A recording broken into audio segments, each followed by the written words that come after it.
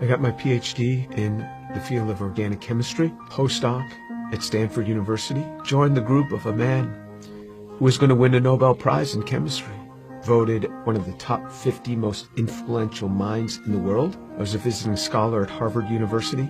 I've spoken at every major university in this country, have over 650 research publications, voted the R&D magazine Scientist of the Year. I'm in the National Academy of Inventors. I'm a member of the American Association for the Advancement of Science, over 120 patents, started 7 or 8 companies. We work in areas that range from medicine to material science to electronics, computer memory, medical devices. We work across a broad range of areas. But more than any of that, what means the most to me is that I'm a Jew who believes that Jesus is the Messiah. I grew up just outside of New York City. I thought everybody was Jewish. I didn't even know that there was anything else. I had no particular interest in that, other than when all my friends were getting bar mitzvahed or bat mitzvahed, and then I would attend, of course, every week. There was never really any excitement for me. I remember once I even tried to talk to a rabbi. He just brushed me off. There was very little explanation for me. I remember when I went to college, I started meeting a number of people that said that they were born-again Christians, which was sort of an odd term. What's born again? What do you mean, born again? One person saw me in the laundry room. He said, "Do you mind if I give you an illustration of the gospel?" And I remember we sat there, and he actually started to draw a picture. A cliff with a man on one side, and he drew a little man, and then another cliff with God on the other side, and a big chasm in between that he labeled with sin. I looked at him, I said, "I'm not a sinner. I've never killed anyone. I'd never robbed the bank. How could I be a sinner?" And he had me read a verse from the Bible. "For all have sinned and fall short of the glory of God." In modern Judaism, we never really talked about sin. I don't remember ever talking about sin in my home. So he turned to another passage. Jesus said, "I say to you that everyone who looks upon a woman with lust for her has already committed adultery with her in his heart." Pow! I felt just as if I had been punched right in the chest. Here I was, new in college. I didn't think anybody knew. I would pick up these magazines, and I became addicted to pornography. It was just through those magazines. And all of a sudden, something that's written in the Bible, somebody who lived 2,000 years ago is calling me out on it.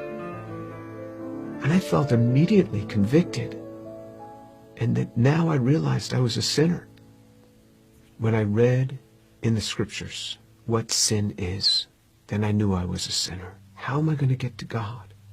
We Jews know this better than anyone else. Without the shedding of blood, there is no forgiveness of sin. This description in Isaiah 53 of how he will bear upon himself my sin, the things that I had done, and this was him. This was the man that took this upon himself on the cross. The perfect God comes and gives himself for us. He is the one that gives himself for us. I started to realize how Jewish the New Testament is. This book is so Jewish. The New Testament is so Jewish. It's all around Jewish people. And then on November 7th, 1977, I was all alone in my room. The realization that Yeshua is the one who died on the cross. And I said, "Lord, I am a sinner. Please forgive me. Come into my life." And then all of a sudden, someone was in my room. And I opened my eyes. I was on my knees. I opened my eyes. Who's in my room? That man, Jesus Christ, stood in my room. This amazing sense of God. Jesus was in my room, and I wasn't scared. All I started doing was just weeping. The presence was so glorious because he was there in my room on that day. And I didn't want to get up.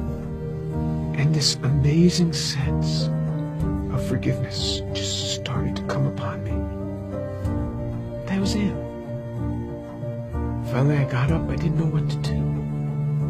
I didn't know who to tell. Here's this Jewish kid from New York City. What am I going to say? My cousins were shocked. How could you do that? You're Jewish. Telling my mother how I had invited Jesus into my life. She didn't say much. She was weeping. She told my father they weren't happy at all. And she said, I don't blame them for killing Jesus after the things that he said. Who is he to come against these religious leaders that have dedicated their lives to helping people and to tell them that they are whitewashed tombs? Who is he, this young man in his 30s, to say this to these scholars?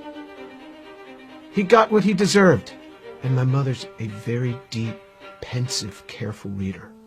She read from Genesis right on through the Tanakh, the whole thing. When she got done, I said, what did you think? She said, God warned us over and over again. He warned us. When my daughter was about 15, my mother and father came to visit us. At one point, my mother went into her room for several hours. She came out. She said, quite a young girl you have. She talked to me for a long time. She started reading the Bible again, both the Old and the New Testament. One day, not long after that, she called me on the phone at the age of 72. She said, Jimmy, you wouldn't believe what happened. I said, what happened? She said, I was just reading. And it hit me. It hit me. The way he gave his life. I believe it now. Jesus is the Son of God.